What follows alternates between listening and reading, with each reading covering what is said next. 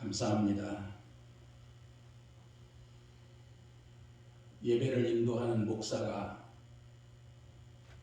이 자리에 서서 예배를 인도할 때 회중석에 앉아서 정말 아름다운 모습으로 예배를 드리는 그 모습을 보면 그렇게 아름답고 좋게 보일 수가 없습니다. 오늘도 여러분의 그 아름다운 모습이 복된 발걸음이 되기를 주님의 이름으로 축원합니다. 사회의 모든 제도는 사람들의 필요에 의해서 만들어진 것입니다. 학교도 그렇고 병원도 그렇습니다. 이 모든 것은 사람들의 필요에 의해서 사람들이 만든 제도입니다. 그러나 가정이라고 하는 이 제도는 다릅니다. 사람들의 필요에 의해서 만들어진 것이 아니고 하나님께서 직접 제정하신 것입니다. 가정의 기초는 남편과 아내입니다. 남편과 아내가 있으므로 부부가 되고, 부부가 있으므로 자녀가 태어나고, 자녀가 태어남으로 부모가 되는 것입니다. 오늘 김평수 장로님께서 기도하셨는데 가정에 대한 기도를 아주 자세하게 세세하게 기도를 참 잘 해주셔서 감사를 드립니다.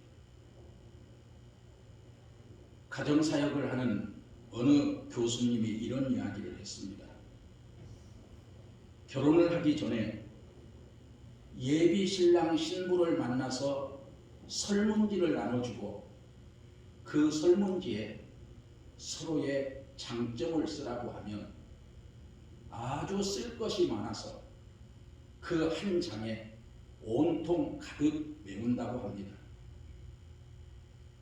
밥을 먹는 모습도 예쁘고 웃는 모습도 좋고 약속 시간도 잘 지키고 책임감이 강하고 성실하고 모든 것이 다 좋게만 보인다고 합니다.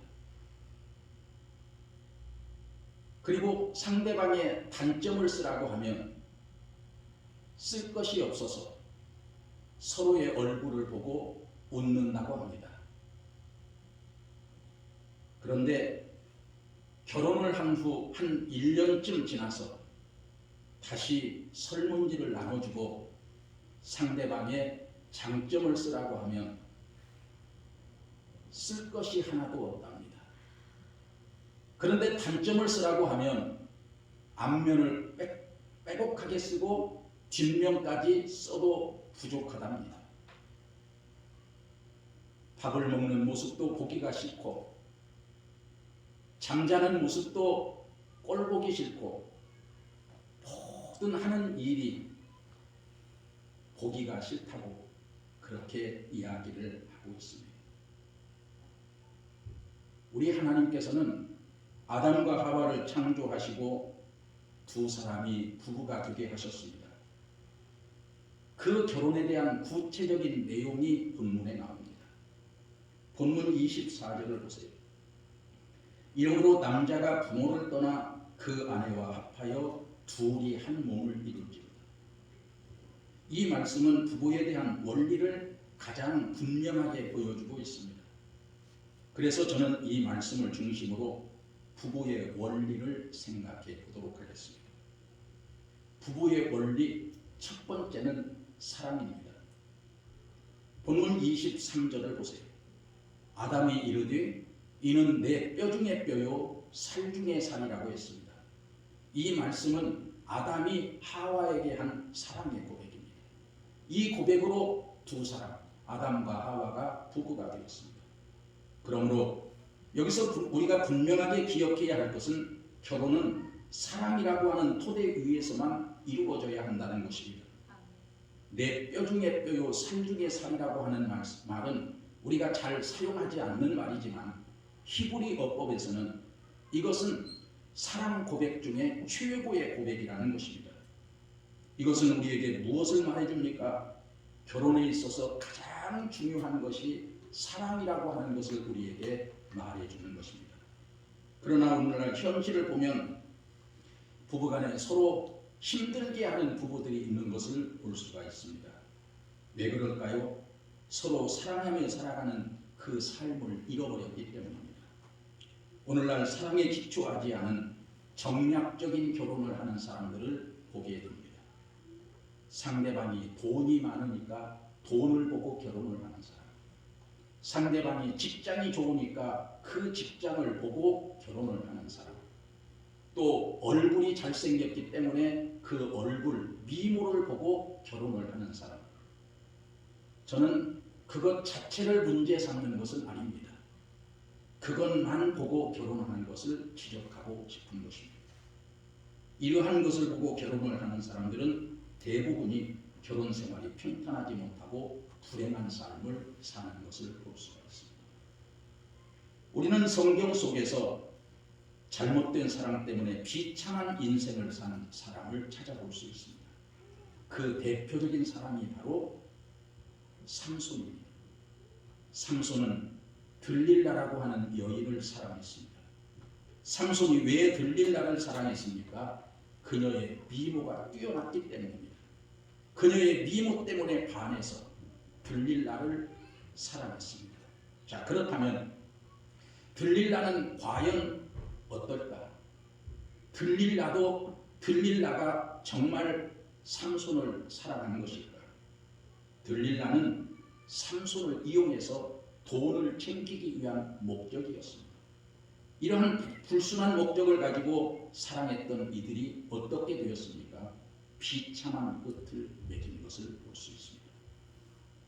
청교도들은 자신의 배우자를 찾을 때 좋은 신앙의 동기를 구하는 마음으로 신랑과 신부를 찾았다는 것입니다.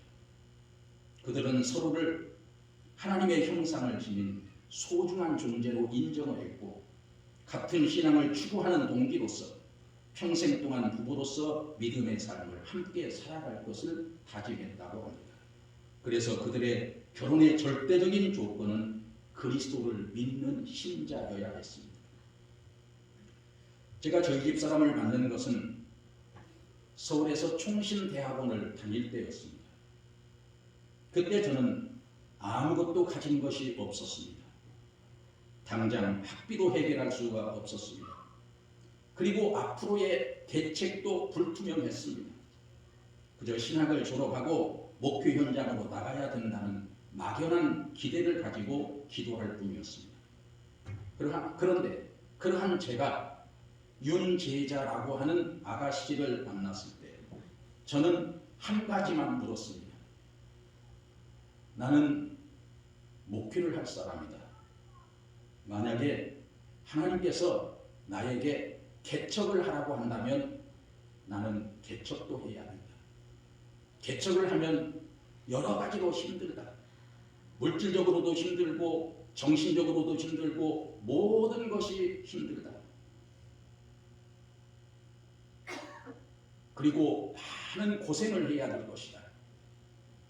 그 고생을 할 각오가 되어 있느냐? 제가 그렇게 물었습니다. 여러분, 어떤 사람이 맞선을 보는 자리에서 당신을 행복하게 해주겠소?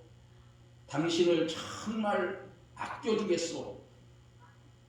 내가 당신에게 정말 잘하겠소? 이러한 말은 못할 망정 나와 결혼하면 당신은 고생이 많을 거요. 그런 이야기를 하는 사람이 어디 있겠습니까? 그런데 이 멍청한 총각이 순수한 아가씨에게 그런 이야기를 했더라는 것입니다. 아마 딱지 맞기 딱 좋은 말을 했습니다. 그런데 윤제자라고 하는 아가씨가 어떻게 나온지 아십니까?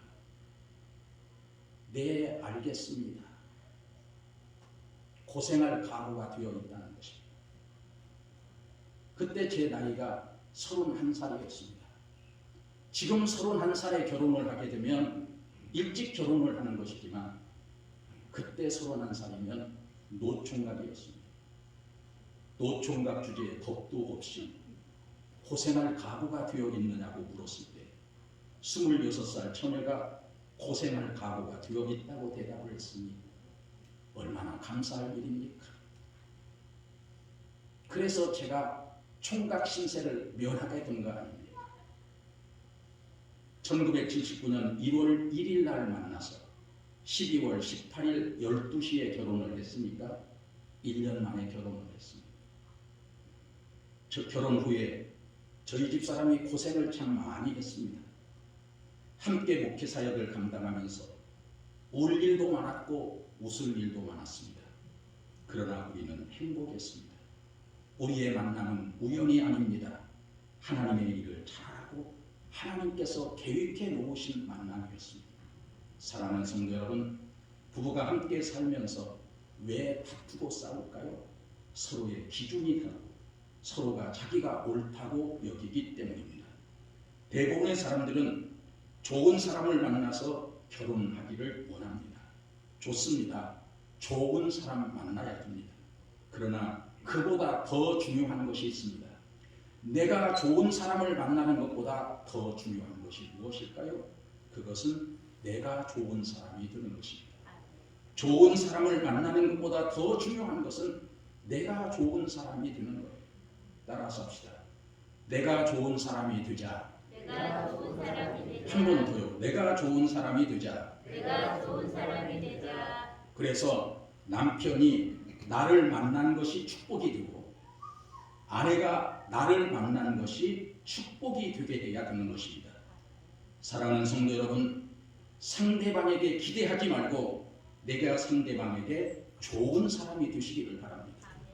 우리 여자분들, 지금 남편이 나는 내 아내 때문에 행복해라고 말할 수 있습니까? 남자분들, 아내가 남편을 보고 나는 정말 내 남편 때문에 행복해라고 말할 수 있습니까? 살다가 보면 싫은 사람을 만날 때도 있습니다. 그러나 싫은 사람을 만나는 것보다 더 끔찍하고 무서운 일이 있습니다. 그것은 나 자신이 남에게 함께 있기 싫은 사람이 되는 것입니다. 사랑하는 성도 여러분, 함께 있어서 행복한 사람이 되시기를 바랍니다. 나는 내 남편과 함께 있을 때가 가장 행복해. 나는 내 아내와 함께 있을 때가 가장 행복해라고 말할 수 있는 사람이 되시기 바랍니다. 부부의 원리 두 번째는 독립입니다. 본문 24절을 보면 남자가 부모를 떠나라고 말씀했습니다. 이러므로 남자가 부모를 떠나 그의 아내와 합하여 둘이 한 몸을 이룰지로다. 여러분, 결혼을 한다는 것은 부모를 떠나는 것을 전제로 하는 것입니다. 그러면 부모를 떠난다고 하는 것은 무엇을 의미합니까? 여기서 우리가 오해를 하면 안 됩니다. 결혼하면 부모님과 관계를 끊고 부모님을 모른 채 하는 것이 아닙니다. 자, 그렇다고 하면 여기에서 부모님을 떠나라고 하는 것은 무엇을 의미합니까? 부모님으로부터 독립할 것을 의미하는 것입니다. 아이가 세상에 태어나서 처음 경험하는 것은 어머니의 품입니다. 그리고 아이가 세상에 태어나서 만나는 첫 번째 얼굴은 어머니의 얼굴입니다. 그리고 어머니를 통해서 아버지를 만나게 됩니다. 이와 같이 이 아이는 부모와의 만남을 통해서 최초의 사유를 경험하게 되고 부모와의 만남을 통해서 세상을 보게 됩니다. 이처럼 부모는 자녀에게 절대적인 영향력을 끼치는 사람이기 때문에 자녀는 부모에게 깊이 의존되어 있습니다. 부모가 없으면 나는 살 수 없어 라고 하는 이 생각을 어렸을 때는 다 갖게 됩니다. 그러나 이제 자녀가 성인이 되어서 결혼을 하게 되게 되면 먼저 정신적으로 독립해서 이제 독립된 가정을 이룰 수 있어야 되는 것입니다. 어떤 사람은 집안 일을 아내와 상의하지 않고 어머니와 상의하는 사람이 있다고 합니다. 또 어떤 사람은 부부싸움을 하면 울고 불고 하면서 친정으로 짐 싸가지고 가는 사람이 있다고 합니다. 여러분 중에는 그런 사람이 없습니까? 왜 이런 일이 생길까요? 결혼을 해서 가정을 이루고 나서도 부모에게 의존하려는 심리를 벗어나지 못했기 때문입니다. 물론 집안에 크고 중대한 일이 있을 때는 부모님에게 어떻게 하면 좋을지 의논할 수 있고 부모님의 의견을 물을 수 있습니다. 그러나 최종적인 결정은 언제나 당사자가 하는 것입니다. 그렇기 때문에 신앙적으로 옳고 그름의 문제를 제외하고는 부모님의 의견이나 충고는 참고사항으로 받아야 합니다. 부모님의 입장에서는 부모님의 의견을 말했는데도 불구하고 자녀가 그대로 하지 않는다고 해서 서운한 마음을 가지거나 분노를 해서는 안 됩니다.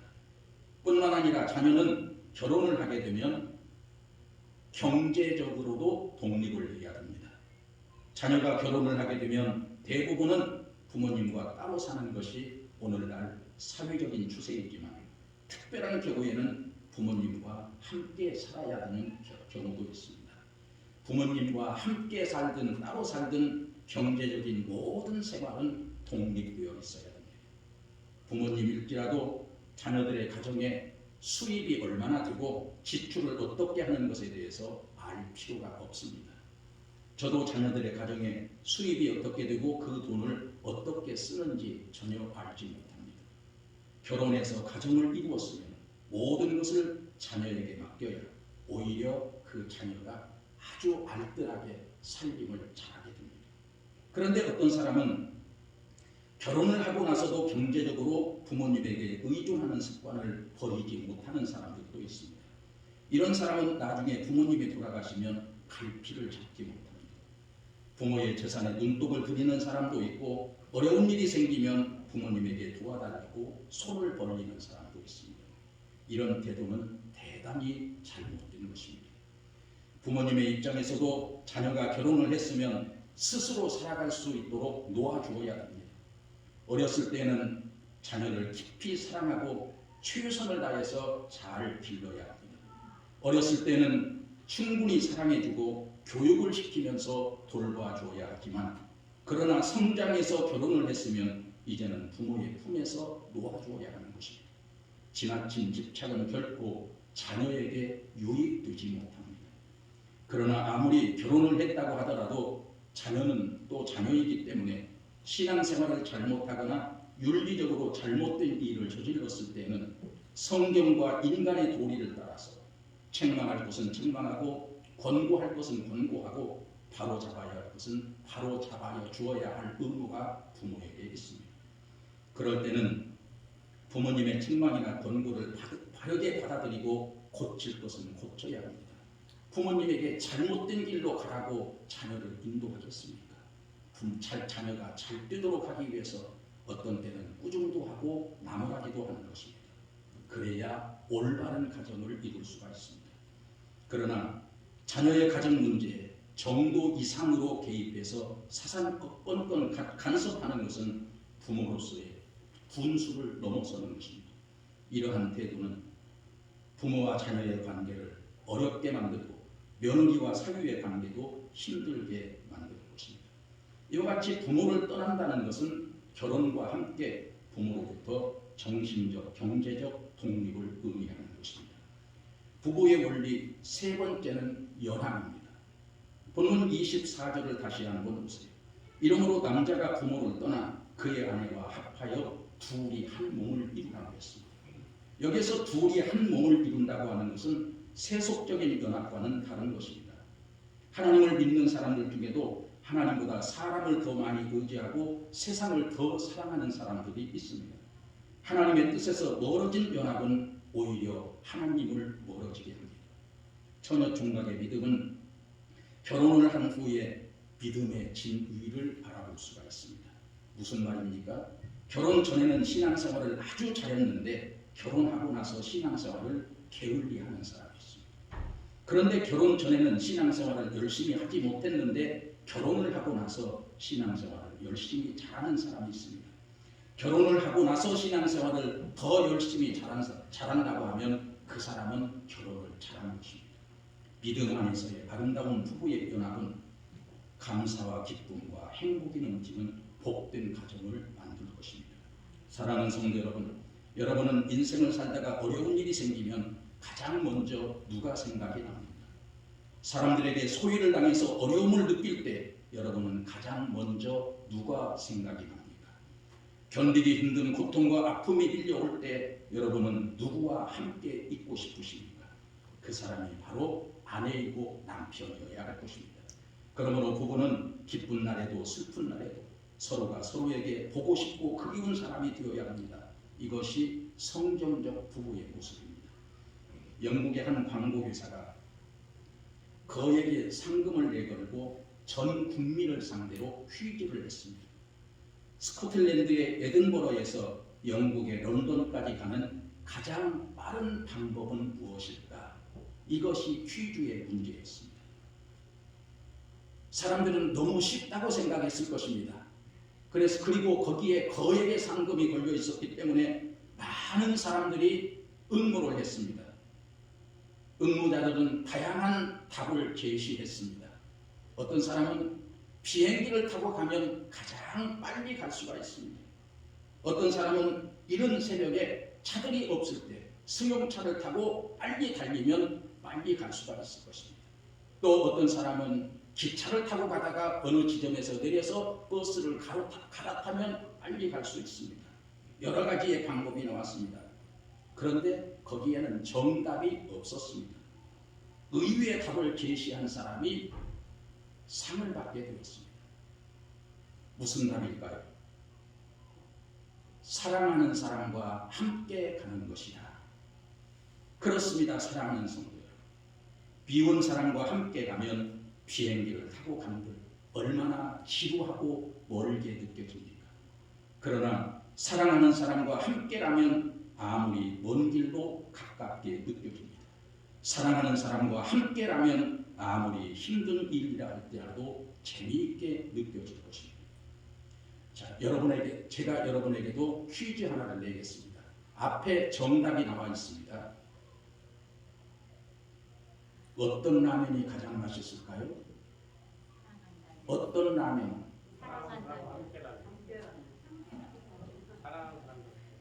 예, 아이고 참 대단하십니다. 상금은 없습니다. 그냥 내본 것입니다. 라면 중에 보면 라면의 종류가 참 많더라고요. 삼양라면도 있고 진라면도 있고 무슨 농심라면도 있고 또 군산에서 만든 무슨 라면이 있습니까? 짬뽕 라면도 있어요. 여러 가지의 라면들이 있는데 여러분 한번 고려해 볼 필요가 있습니다.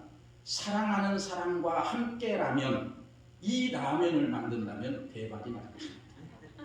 그러면 가장 지루하고 맛없는 라면은 어떤 라면일까요? 미운 사람과 함께라면. 아마 이런 라면을 만든다면 아마 쫄딱 망하게 될 것입니다. 여러분, 이 세상에서 사랑하는 사람과 함께하는 길이 가장 빠른 길이고 행복한 길인 줄 믿으시기 바랍니다. 그 길은 힘들어도 문제 될 것이 없습니다. 험하고 어려운 일이 있다 할지라도 전혀 문제가 되지 않습니다. 사랑하는 사람과 함께하는 기쁨이 있기 때문에 절대 불행하지 않습니다.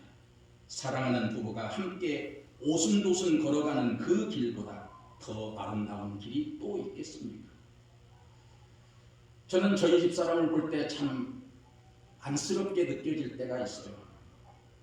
26살 꽃다운 나이에 아무것도 없는 신학생에게 시집와서 서울 사당동 그 당시에 100만 원짜리 전셋방, 그것도 저 혼자서 100만 원을 낼 수가 없어서 결혼 자금을 줄여서 내가 500만 원 낼게, 당신이 500만 원 내.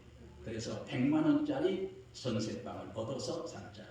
그렇게 합의를 보고 100만 원짜리 전셋방에서 신혼살림을 시작했고 삼남매 자녀를 낳아서 키우면서도 불평 한마디 하거나 싫은 소리 하지 않았습니다. 제 목표에 가장 든든한 협력자가 되어서 43년 동안 함께 살아오면서 이빨도 빠지고 머리가 하얘졌고 별로 웃을 만한 일도 아닌데 제가 말하면 그냥 크게 웃어주고 그렇게 한 저희 집사람이 한없이 고맙고 고맙기만 합니다. 저에게는 좋은 아내였고 삼남매에게는 좋은 엄마였고 그리고 성도들에게는 좋은 사모님이었습니다. 그래서 저는 지금까지 이렇게 행복하게 살아가고 있는 것입니다. 결론을 말씀드리겠습니다. 기독교 2000년의 역사에 가장 위대한 신학자로 꼽히는 성 어거스틴이 고백록을 썼습니다. 그는 고백록에서 하나님에 대한 사랑과 사람을 향한 사랑이 어떻게 일치를 이루어서 우리의 삶을 온전하게 이룰 수가 있는가 여기에 대해서 이야기를 했습니다.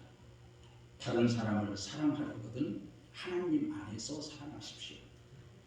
다른 사람을 사랑하려거든 하나님 안에서 사랑하십시오.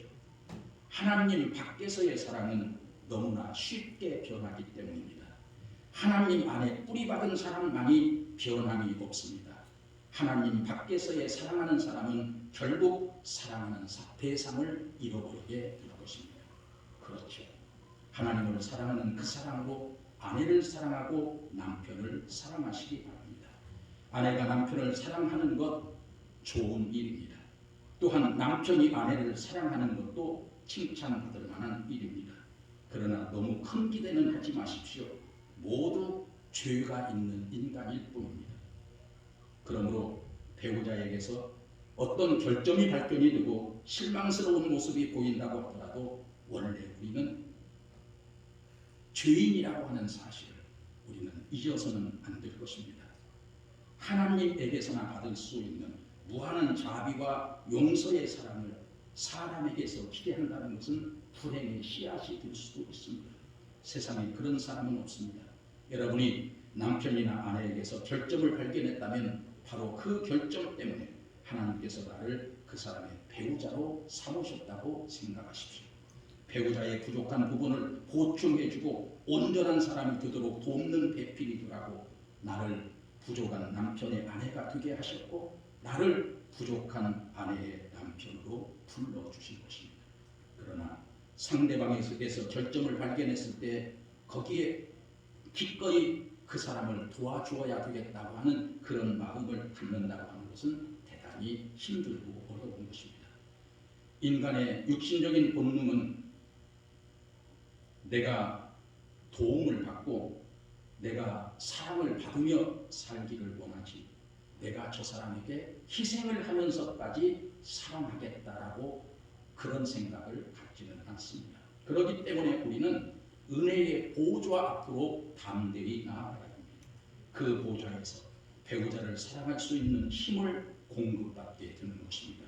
그러므로 배우자를 사랑하기 전에 먼저 하나님을 깊이 사랑하는 사람이 되셔야 되는 것입니다.